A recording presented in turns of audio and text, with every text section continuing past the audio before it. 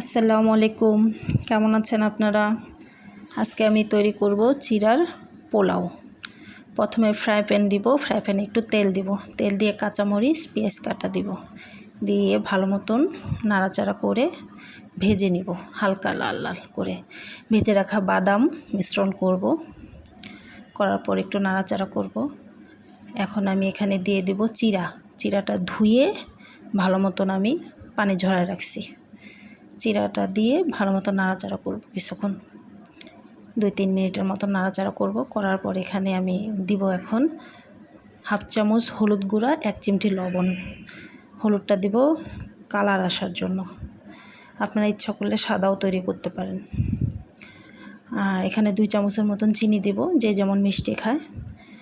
এইটা হবে হালকা ঝাল হালকা মিষ্টি, খেতে অনেক মজা, দেখতেও অনেক সুন্দর। দেখেন এখন কালারটা কত সুন্দর হয়েছে, দেখতে খুব ভালো লাগতেছে।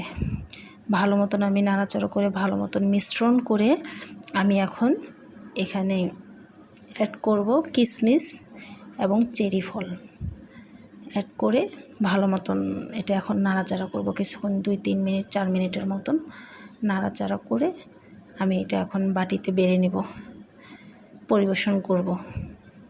গরম গরম খেতে অসম্ভব মজা, আপনারা ট্রাই করবেন অবশ্যই, খুব সুন্দর। দেখেন কালারটা কত সুন্দর আসছে। এখন আমি বেড়ে নিয়েছি বাটিতে, দেখেন দেখতে কত সুন্দর হয়েছে।